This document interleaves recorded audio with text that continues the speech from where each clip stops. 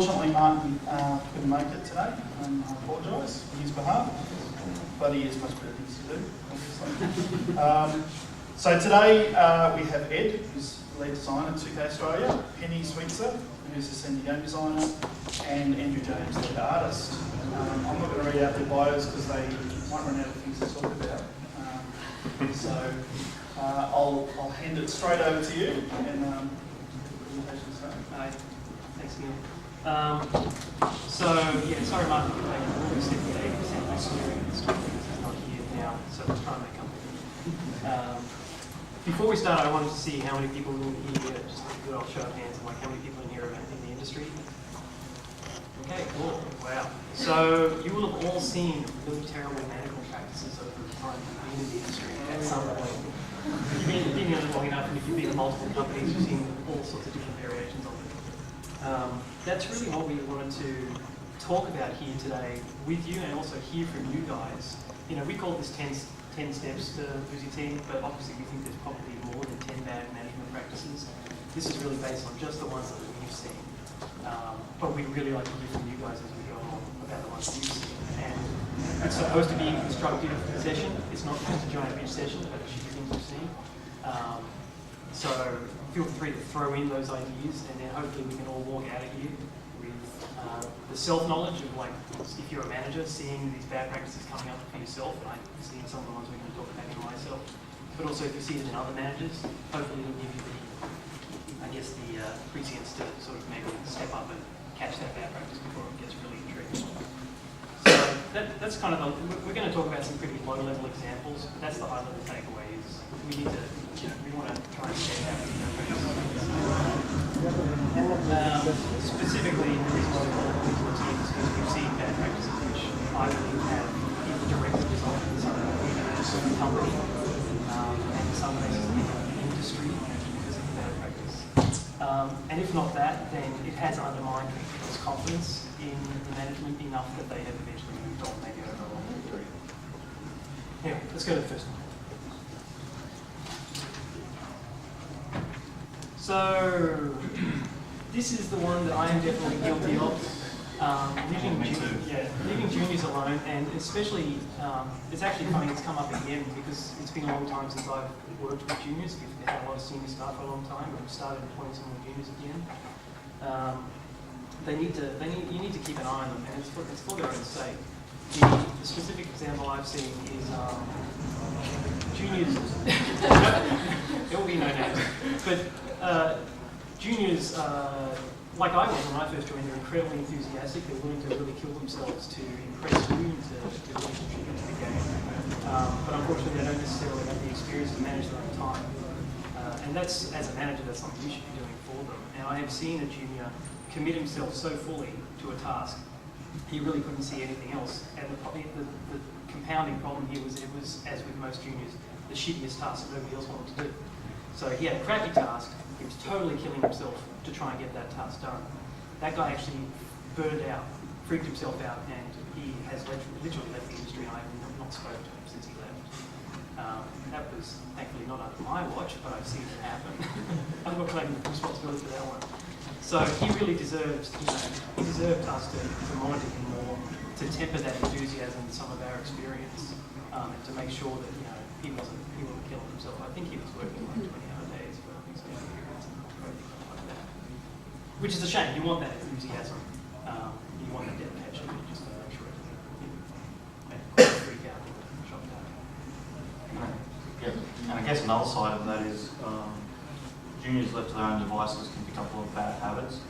If you're not actively training them and a bunch of skills that you need to go put them to work and actually train them in the way you want them to work, then you have to go and beat that out of them later, and it becomes a confrontational kind of working environment as opposed to one that you kind of train the guy or girl how you want them to work, and they know what's expected of them, and they kind of grow as opposed to coming into that kind of confrontation with them later, and possibly make a bad working environment for them. And also, without having direct feedback on their work, some people can also become unsure of themselves. They don't grow in confidence. They don't know if what they're doing is correct. They lose productivity for your team and for the project. and they end up not feeling even part of the team because they're not really sure if they're contributing or what their contribution's doing. I've seen one really bad example of this, which was a smaller project where a whole team of juniors was put on it without anybody kind of mentoring them. Nobody was like kind of teaching them the best practice of this particular job. No one was training them in the best use of their technology. That ultimately ended up in just a kind of train crash, which then brought down the morale of everybody involved. Those guys' confidence really dropped because they've been a failed project, and it was ultimately avoidable.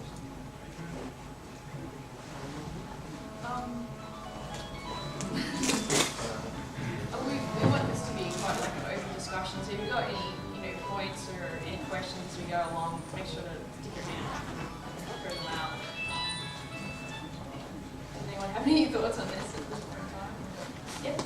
I've seen a similar case with a junior left alone working on audio that's gone off and written a whole lip sync tool where we mentioned this one.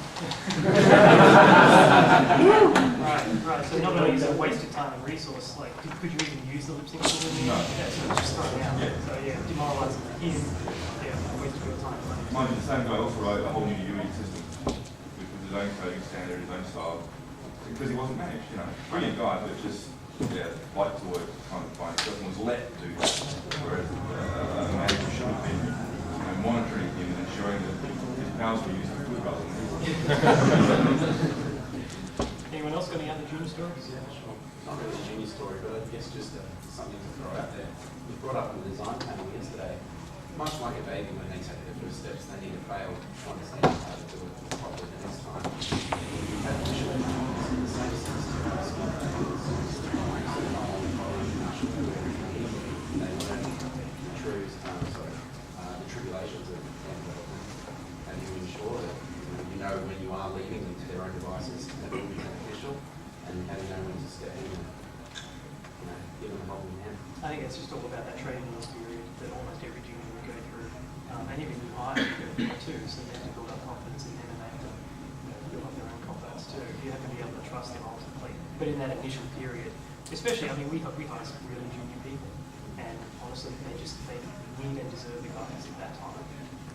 And you have to figure out when it's safe to let go and start making those really bad mistakes where it's actually not going to really destroy them, make a mistake. And yeah, you're totally right, they have to know that it's okay to make mistakes. The guy who I was citing, I really wish that he'd understood that it was okay to screw up when he built himself out. But we never really got a chance to talk. Move on. This one's yours, AJ. Yes, micromanaging people's tasks and time. I think this is one of the first sins of when somebody becomes a middle manager. I remember when I first became a lead, and I thought, well, I guess now I'm in charge, and it's my job to tell everybody what to do and how to do it, and how long it should take. When actually a lot of the time, the guys doing the work know better than you the details of their job. It's really your job to make sure they get it all done in the time available. And this is another thing that can be really demoralising for people. People can feel like they're not trusted, that if you're over their shoulder all the time. Sometimes it's a hard one to judge when you're doing it. Usually it's hindsight. You can see that someone else has been over someone's shoulder too much. But I think giving someone a lot of tiny little deadlines that you're constantly checking, like over the course of just days, not weeks or maybe even like a milestone kind of task, can make the task for them really tedious. It can actually take longer if you're constantly flooding in and they're like changing track trying to get this thing done. So I think you have to. This is